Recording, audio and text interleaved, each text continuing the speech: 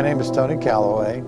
I was in the United States Army in the Combat Engineers. Combat Engineers is a group that really can build just about anything. Doing demolition, we blew up things, we blew up bridges, we ran mine sweeps in Vietnam, which the enemy there would put mines in the road so that as people, military or civilians, drove over them, they would blow up.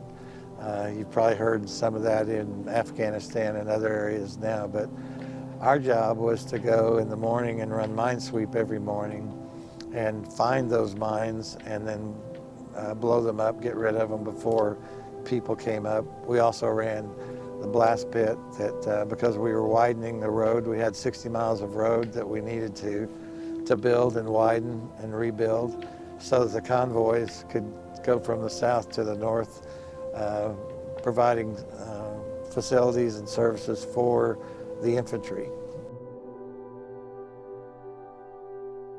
It was kind of interesting because being drafted, I was just 19. In fact, I had just barely turned 19 when I was drafted.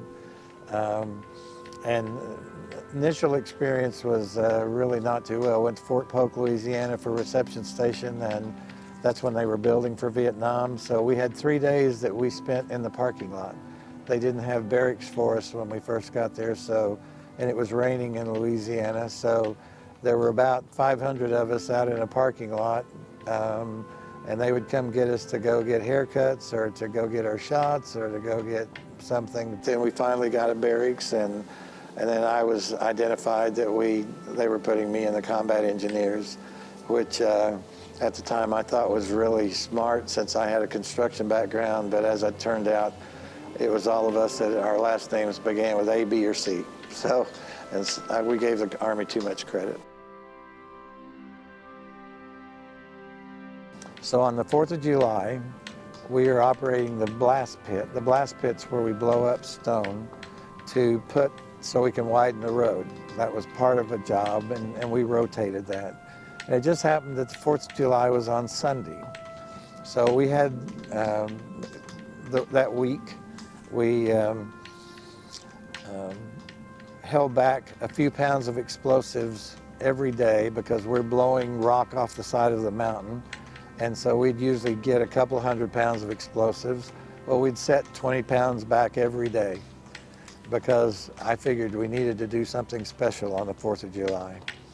So on the 4th of July, there's a big boulder up on the side of the hill that was probably 200 feet, and it was about, 15 feet in diameter, something like that. So we climbed up there and we took explosives and we put, without going into too much detail, we put explosives across it, top and bottom, put dynamite, TNT underneath it, and we were going to have one big explosion for 4th of July, the biggest firecracker you ever saw. I get a call from my sergeant, or from my CO, that wants to know if that he'd felt the explosion from 2 miles away, and wanted to know if that had anything to do with the 4th of July. And I said, absolutely not, sir. It was strictly because of the danger that we had here. We were having our 50th reunion here, and previously some of the other students had done a memorial, but it was only pavers, and it was actually over just, instead of it being a central location, it was just kind of off to the side, and most of the kids didn't even know that it was there. There were about a half a dozen of us that said, this is just not right. I mean, we weren't really reflecting how important it was to have something that recognized what we were. We actually had a meeting of about half a dozen of us, which Bob was one, and some of our other graduates from '64. We sat down and we started talking about how we might do a memorial. Of course, being an architect, I said, I'd love to help doing that. It was a major effort to accomplish it, but really it just came from a discussion that we just thought it was important enough to do something special.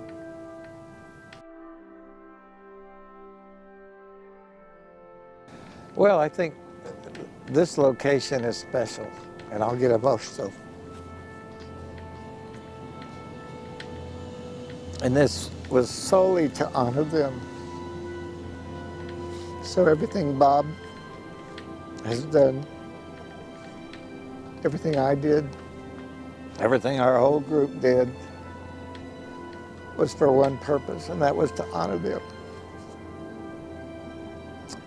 Hopefully, you as students can recognize that as individuals in this country, we have responsibilities. And sometimes they're not fun. But you enjoy what you enjoy because of them.